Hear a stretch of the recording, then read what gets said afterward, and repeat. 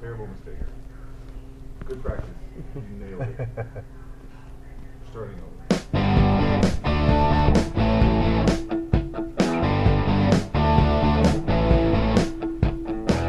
Welcome to another edition of 805 Sports Talk, and this week it is the final week of the regular season for winter sports, and Tuesday night things got started with a Pac-8 League Boys basketball game as St. Joseph hosted Mission Prep, and early on it was all about JoJo Walker as the St. Joseph senior lit up the Royals for 16 first quarter points. The Knights were able to pull away in that second quarter and maintain a healthy lead throughout the second half, finally winning 77-66, handing the Royals their second league loss. Lorenzo, how good of a retribution is this for your team? I mean, losing by 40 against Mission Prep, coming back and winning by 11 tonight. You know, it was a great testament to the guys on our team. You know, they got embarrassed. We all got embarrassed up in Mission Prep, and they know, that's not who we are. And we knew that we had to come out tonight and set the tone early. Be the aggressor. Because Mission Prep's a great team, and I mean, there's a reason why they're the Pac-8 champs. So we knew we had to go out there and just go right at them right from the beginning. Big night from your seniors. I mean, how energized, how motivated were your seniors heading into this game? Well, I think anybody that's ever played on a senior night knows how important that game is. These guys have been here all 4 years, put in a lot of sweat in this gym, and I was so proud of all four of them for having great games tonight. JoJo Walker providing the energy on both ends of the floor. Just talk about the element that he brings, especially moving forward, heading into the playoffs now. When Joe's playing, he's the best player on the court most nights, and tonight he proved that. He did a great job at getting guys involved, and the big thing that he does, he gives all our other guys confidence. You could tell tonight the difference between up there. Our guys played with a lot of confidence, and they knew coming into the game that this was our game to win. Did you kind of feel like that Elihu Cobb matured a lot more on this night? Oh, Elihu's getting better and better each and every game. For a guy that's never really played high school basketball to come out here and do this in front of a huge crowd against a great team in Mission Prep, I know he's super excited, and we're all very excited for him. All right, sounds good. Now, Lorenzo, we were both on hand to see the Royals dismantle St. Joseph on January 18th in SLO with that 80-40 victory. Yeah. And Tuesday night's game was pretty much a polar opposite, although Mission Prep was able to close things a little bit. What do you think the biggest difference was between those two games? 2 words, Joe. JoJo Walker. All right. I mean, clearly his element was sorely missing and sorely needed in that 40-point debacle at San Luis Obispo. But when he's on the floor and we hit the mark in this game, St. Joseph's just not only a completely different team, but more of a fast-paced team. I mean, I saw those alley-oop passes to Elihu Cobb. Also saw just some fast energy in the transition game. Not only that three-point long-range ability that Walker brings to the table, clearly he was the big difference maker on that night. Now, we saw JoJo play Friday night against Righetti. He was off his game a little bit, but Tuesday night was just, the complete opposite of that with JoJo. What do you think the biggest difference was from him between Friday night's game where they lost to Righetti and Tuesday night's game where he was just on fire and doing really well to set up his teammates? I think it comes down to level of focus, and I kind of got the notion, and I talked to some Righetti players after that Friday game. They felt that St. Joseph had several players underestimate Righetti. So I wouldn't doubt that Walker got together with his teammates and said, you know what, we can't overlook anybody else from here on out, and that starts with Mission Prep. So I definitely saw a much more focused, a much more energized JoJo Walker, and when he's energized, so was Scott McBeth, so was Connor Mornini, so was the rest of the St. Joseph Knights. Now, your headline for that story was that the Knights disrupted the possible league celebration for Mission Prep. So, they haven't clinched the outright league title just yet. Mission Prep has to beat Paso Robles later on this week, and if St. Joseph were to win at SLO, they would fall a game short. Now, do you think there is any chance that Paso Robles can upset Mission Prep and kind of force a split league championship?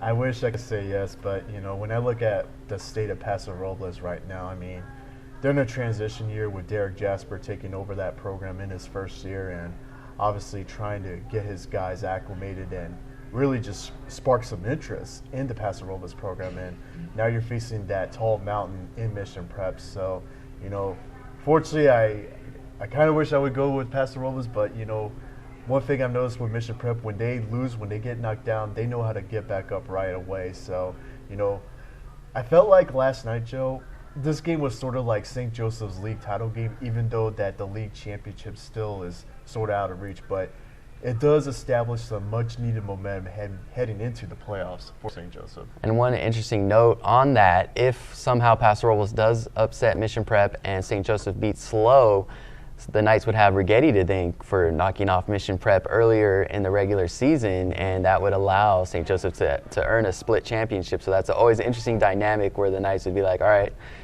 give some props to Righetti for knocking down Mission Prep a little bit. Focusing a little more on St. Joseph, one last thing, how does the rest of their season look to you? I think that was kind of a big momentum win against Mission Prep. If JoJo can stay hot like he did, he ended up with 27 points, did a great job setting up Elihu Cobb. Cobb was great, and we saw those seniors. Macbeth knocked down some big shots. Still, Brooks was all over the floor. Connor Morinini hit a fourth quarter three. Do you think St. Joseph can kind of keep this going, maybe make a semifinal run in the playoffs? They're in a tough division. What do you think the outlook looks for the Knights? They definitely are, but you know what? To St. Joseph's credit, they're healthy at the right time, and they got their best floor leader back at the right moment. So as far as JoJo Walker goes, so does the whole team, but that victory against Mission Prep immediately shook off the rust and shook off the cobwebs from that Righetti game. And this game from last night definitely was what St. Joseph needed moving forward. Now, Lorenzo, you've done a great job covering Pac-8 basketball. You've done a lot of the Righetti, St. Joseph, AG games on boys and girls side, but I think the bread and butter for you is the Lompoc Valley. Yep. Friday night, you weren't able to cover the basketball games between Lompoc and Cabrillo, but can you kind of get us up to date on what the situation is with those league championships? I believe Cabrillo basketball has pretty much got the LPL on lockdown. What's going on over there? Well, girls is pretty much the LPL champs. They're 13-0 in league. Just recently wrapped up the first outright LPL title in the Jerry McCune era. CJ Simmons right away getting Cabrillo to the top spot in the LPL, so Cabrillo is in outstanding shape basketball-wise. As far as Lompoc girls basketball is concerned, yeah, the league title is not within reach, but they actually own I believe it's the 4th or 5th best record in their division, so I would imagine that the Braves will still get a pretty high seed come playoff time, and we'll see these playoff brackets get revealed this weekend. Yeah, I believe Righetti, Cabrillo, and Lompoc were all in the top 4 in their division. I believe they're in Division 2A, so that could be interesting to see how that plays out in the playoffs. Last year, I was able to see Righetti take on Cabrillo in the quarterfinals of girls basketball. That was a great matchup. I would love to see maybe a semifinal matchup between those two teams. Maybe Lompoc will make a late season run, but it will be interesting to see how the girls basketball playoffs kind of shake out. Now, on the girls soccer side in the LPL, there's an interesting matchup coming up Thursday night. Yeah, Lompoc St. Ynez, it's winner take all, and you know what? What an exciting year for Jason Cochran and his crew.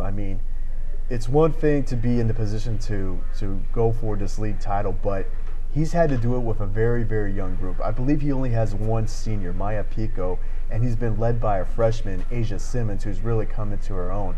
But, it speaks volumes to what Cochran has been able to do with his young group and put him in a position to where a league championship is really within reach.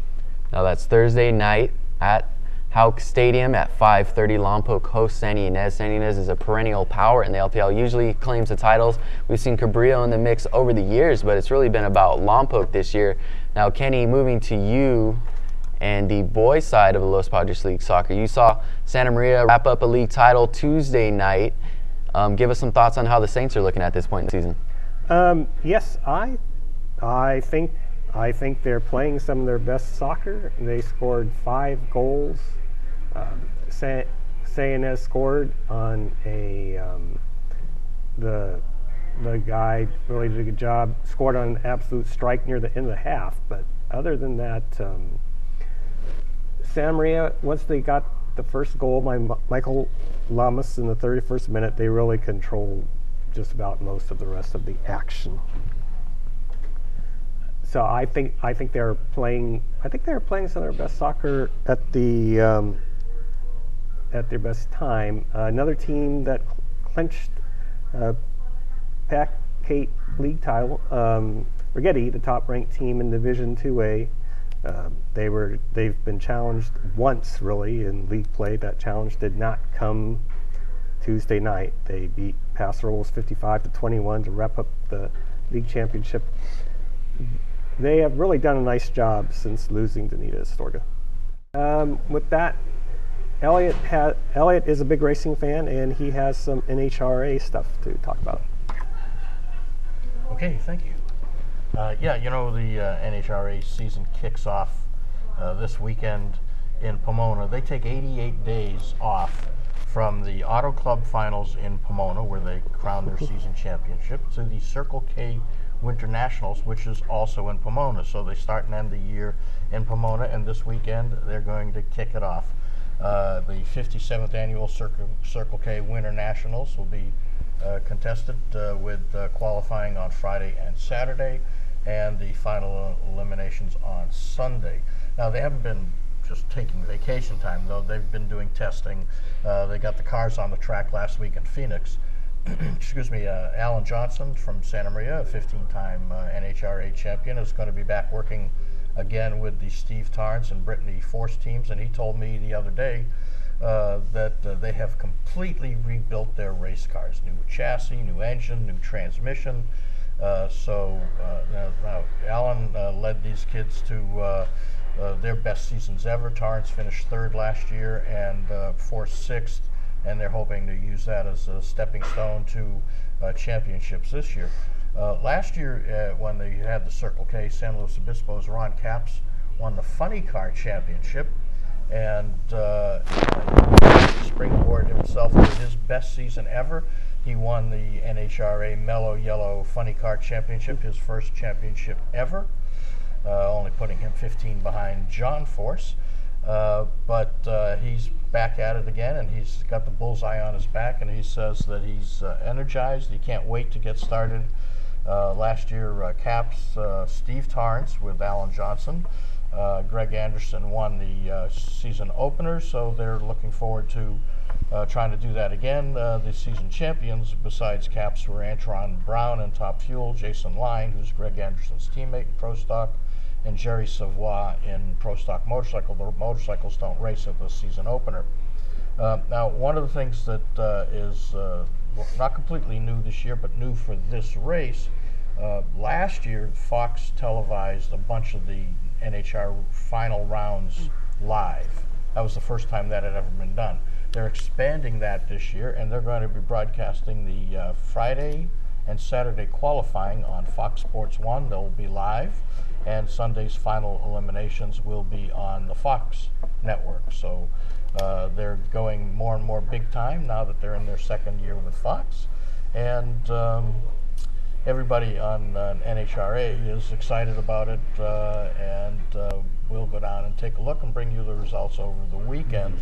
But also over the weekend, what we're looking forward to as we continue the high school football, the high school seasons, the regular seasons are over, but it's time for the playoffs, and we're going to find out exactly not only who made the playoffs, you're talking about this final week jockeying for position, but where they're going. So girls water polo, boys and girls basketball, boys and girls soccer, we're going to find out Saturday, Sunday, and Monday who's going where. We know there'll be some home games with teams like St. Joe and Mission Prep boys should get home games. Santa Maria soccer should get a home game.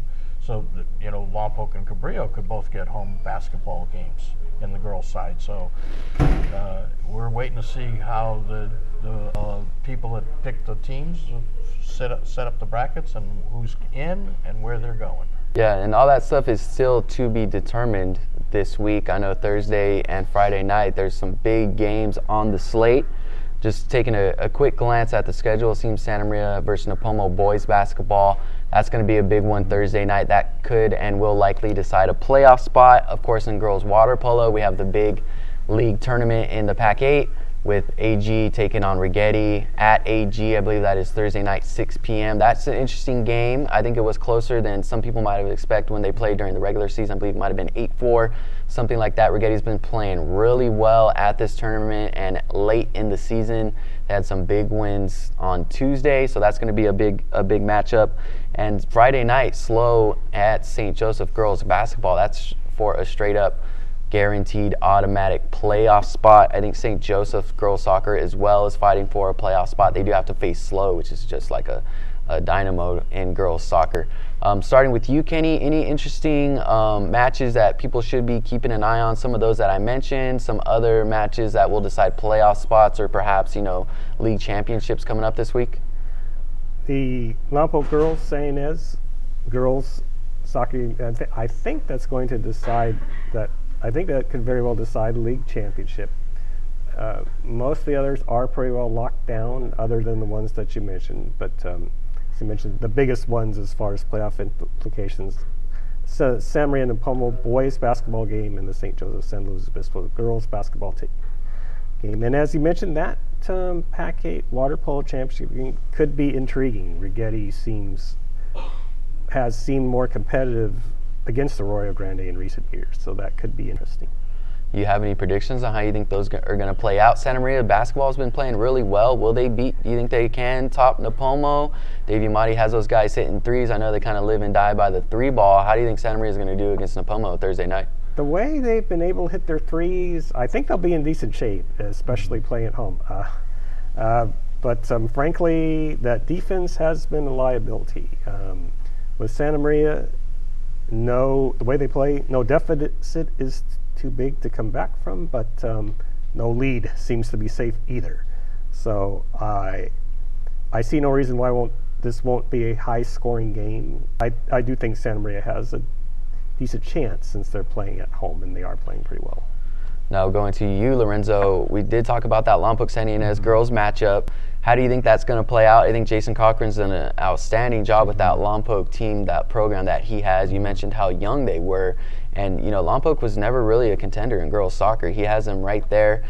Do you think they can beat San Ynez this time around? They're playing at Hauk, on their home turf. How do you think that one's going to play out? It's going to definitely play out in Lompoc's advantage, and you know what? I'm going to be shocked if they don't get up for this game. I'm also going to be shocked if there's not going to be a big crowd for this game. I would imagine that there's going to be a contingent of Lompoc High football players who's going to help lead the student section into this game on Thursday night. And this is definitely a game that this soccer program has been waiting on for quite some time, especially for a guy like Jason Cochran, the moment he took over this program. So definitely the biggest game on the schedule and one of the biggest games in that program for a long time at Lompoc High. So definitely one to look forward to tomorrow. Yeah, I think Lompoc that girls soccer team is one that we haven't probably given enough attention to with Asia Simmons. I think, is she just a freshman? Only just a freshman. She's been incredible. So if you're a soccer fan, I would swing by Hauk Stadium Thursday night.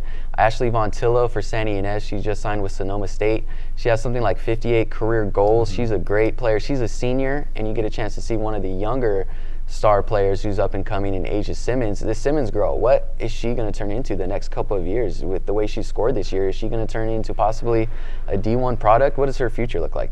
It's already looking bright. I mean, as it was in the Cabrillo game that I saw, it was Simmons who actually lost her footing, but stayed with the ball, fired the game-winning goal. It goes to show you that she already has that clutch gene in her at the most crucial moments, especially going against her rival.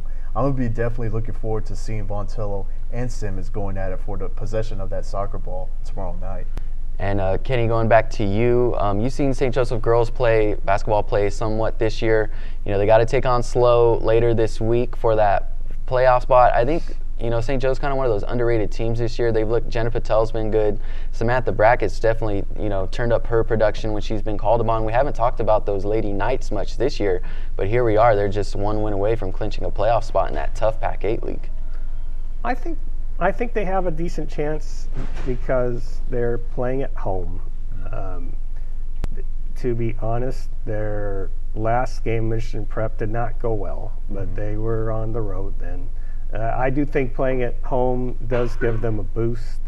Jenna Patel has provided some decent scoring. Sam Brackett has hit some clutch shots from the outside. Ed Torres does know how to get his team ready for big games. So I think I would hardly call it a lock, but I do think they have a decent chance. Yeah, and moving to St. Joseph girls soccer, I got to give a shout out to Corby Burris. She's been scoring like crazy. I think she had 2 goals Tuesday night. And then Friday night against Righetti, I think she added a hat trick. So I think she has 5 goals in her last 2 games. And she's had a pretty amazing year so far. She was a kicker, I think, on the St. Joseph JV football team. Now she's tearing it up soccer. She's also a standout during the track season. So definitely an athlete to keep an eye on is Harvey Burris over there. I want to add one more tidbit involving soccer. we haven't really mentioned Cabrillo boys soccer and the season that they put together under Oscar Torres, the first-year coach. At one point, Cabrillo was actually 3-7-1. Now they're 12-8-1. They've won its last 9 of 10 games. Now, unfortunately, they can't wrap up the league title because Santa Maria already has that well in hand. But they put themselves in a position where they could still get a high playoff seed. And I think that was last Friday. They had a makeup game against Santa Maria and actually beat Santa Maria pretty handily. I think that one might have ended up 3-0, 3-1. So that was probably one of the most surprising results of the boys season in league, non-league, Pac-8 league, LPL. The only league loss for the Saints this year. Yeah. And it was convincing, 3-0. So we know Cabrillo can play, and we probably haven't mentioned them at all this year, but here they are with the chance to finish, I think maybe second in the LPL. So definitely a shout out to Oscar Torres, who's done a great job in his first year after taking over for the coach that departed. So that's another surprising team, and watch out for the playoffs. And another boys soccer team is Pioneer Valley, which Alan Brafman's done a great job over there with them. So we definitely have a ton of standout soccer teams. And the girls team for Pioneer Valley, they were in a position where they were on the brink of clinching actually its first playoff appearance. Mm-hmm. And that's another first-year coach in Velasco. And I think Patty Rubio had a hat trick on Friday night as well in a big win for Pioneer Valley against AG. That was a big win. So soccer action is just going off over here. And I think the playoffs are going to be a lot of fun as well, with Santa Maria PV on the boys side looking really good, and some good Santa Maria Valley teams as well, and the Lompoc Valley really good in San Ynez Valley. So it's great to see the soccer this year really stand out to us. Probably don't talk about it as much as we should with basketball season going on, but definitely the playoffs should be an interesting one on the soccer side as well. Moving to the national side of things, Elliot, you're a Patriots fan. I guess we let it slide on another championship for Tom Brady and the Patriots Sunday in the Super Bowl, one of the craziest games I think anyone's ever seen on that stage. The Patriots able to erase a 25-point deficit in the second half. How did you feel about that Super Bowl? I was stunned, as were the Atlanta Falcons at the end of it. Yeah. It was not only the biggest comeback in Super Bowl history, it was the biggest comeback in NFL playoff history. In any round of the playoffs, nobody had ever overcome a 25-point deficit. And when it was 28-3 early in the third quarter, it looked like the Patriots were toast. But then the Patriots figured out how to attack. It took them a while, but it figured out how to attack that defense, that Atlanta defense, and they figured out how to shut down the Atlanta offense, and it all came together, and they just kept scoring and scoring and scoring. And when Julian Edelman caught that miracle pass to keep a drive alive, and the Patriots lost 2 Super Bowls to the New York Giants, and both of them they were winning. And Eli Manning made a miracle pass. One was caught off a helmet, one bounced up, and the guy caught it while he was on his back. And they had the momentum and went ahead and beat the Patriots at the end of the game. And when Edelman caught that, I said to myself, maybe the Patriots, this time it'll be their, late heroics moment. And from then on, they were just unstoppable. And when they got the coin toss to win the coin toss for the first overtime game ever in a Super Bowl, I said that they should be able to just take this right down the field and win it, and they did. And there was just no stopping them. Atlanta was out of gas. They kept talking about the number of plays. The Patriots had so many more than 2-to-1 offensive plays, and Atlanta was just out of gas. Atlanta has now replaced pretty much all of its defensive coaches since then. They lost their offensive coordinator to the 49ers. They changed their defensive coordinator, but you can't just lay it all on the Atlanta defense because they were out of gas. They were exhausted. Some of that has to go to the Atlanta offense. They didn't take enough time off the clock, and I thought, with 28-3, in the middle of pretty much 9 minutes or so to go in the third quarter, all they had to do was take time off the clock, and there'd be no way the Patriots could come back, and they couldn't do it. I would lay most of other than, I thought it was equal parts, other than New England certainly doing its part. The league success rate for 2-point conversions is 50%, and New England hit both of those. But as on the Atlanta side, I would put just about all of it on the Atlanta offense. I mean, not only did they probably not call enough running plays once they're up 28-3 drain the clock. Matt Ryan, I think, is going to have nightmares for the rest of the offseason about taking that sack. Why on earth they called a pass play when they're on field position on the 23, even if they don't get the first down by running the ball, even if they're stopped cold? I'll never know. I think they have a pretty reliable field kicker. Two possession game. I think it's over. Even with that miracle Edelman catch, I don't think New England has enough time to catch him. I agree. They should have been able. That field goal would have put it out of hand, and the time was going to be working against them. But they took themselves out of field goal range, and the Patriots came back and just chewed them up. As it was, I mean, going back to that 2nd-and-1 play, I mean, Atlanta was having success early on with the running game with Freeman. A whole lot. And then Shanahan just like gets away from that, tries to put the ball in the hands of Julio Jones. Now, granted, like we know how capable Jones is as a playmaker, but still, it's like you got to go with what worked for you early on, and then continue to just put the dagger in. And instead of calling the quick hitters, which had worked them earlier, they call these toss-back plays on 2nd and short, and they get nailed for a loss of yardage. Yeah, I just don't get some of their play selection. I will say this now. I know there's people out there who think that this game on Sunday was like the greatest comeback in NFL playoff history. I was 10 years old when I saw the Houston Oilers go to Buffalo and blow a 35-3 lead. And that was a Buffalo Bills team without Jim Kelly.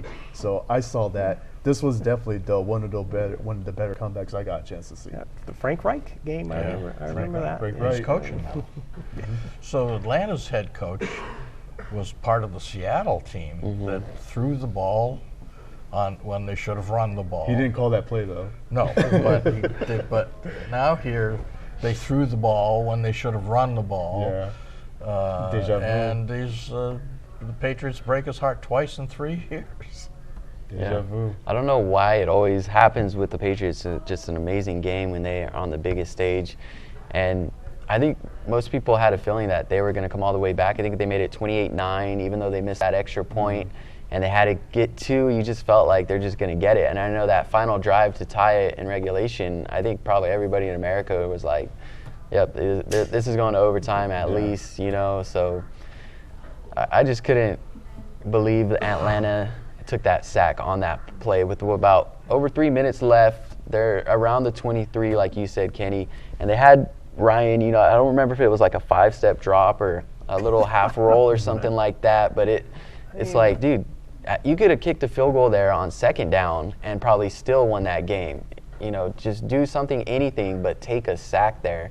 And then you have that holding penalty. It was like 3rd and 33 or something like that, and they, you know, just try to throw it downfield, nothing happened, and then you have to punt, and then it was pretty much game over. Yeah, with the pass play, all you have to do is throw it away if you're in trouble. Yeah. Instantly, quickly, just throw it to so someone out of bounds can catch it, and you're still in decent shape. I heard a lot of people complaining on the overtime rules for the NFL and saying it pretty much came down to a coin toss, but you know, if you give up 25 points, a 25-point lead in the 2nd half of the Super Bowl, that's when you lost the game. Yeah, you didn't that's lose the it. rules. You didn't lose It's a it on the coin flip. coin toss. You lost it blowing a 25-point lead in the Super Bowl. So I heard some people complaining about that, but I didn't really. And then there's those people who are comparing the Falcons' collapse to what happened with the Cleveland Indians, what happened to the Golden State Warriors. To me, there's no comparison. I mean, Golden State and Cleveland, they had 3 chances to put away their teams, and they couldn't do it. Atlanta only had 1 chance to put away their team, and they were up by 25. And that just capped an amazing, I guess, the last 5 championship games across major sports have just been incredible. You know, we had the national championship game a couple weeks ago, almost a month ago.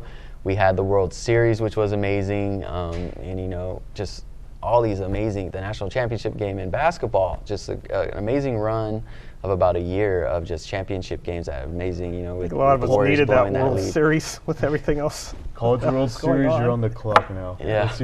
Let's see what you can come up with. Yeah. Well, we've got the NBA and NHL going to their All-Star breaks, and they'll take center stage next week. Pitchers and catchers report. Yep. Baseball Oh, that's is right, going to yeah. be back Denny pretty Duffy. soon. So, I mean, it's a never-ending cycle, but except for the day after the baseball all-star game. Yeah. There's pretty much stuff going all the time. So now somebody else gets into the spotlight. And around here, it's going to be the kids. Yep, Yes, that's what we got absolutely. planned for the rest of the week. Be sure to check out our newspapers when you can online. Be sure to watch our YouTube channel, watch the show. We'll be updating all the playoff chases, all the championship races for the rest of this week, and we have the brackets released for girls water polo on Saturday, for girls and boys basketball on Sunday, and on Monday, girls and boys soccer. So we'll have all those updates online and in print. Once again, thank you guys for tuning in to 805 Sports Talk.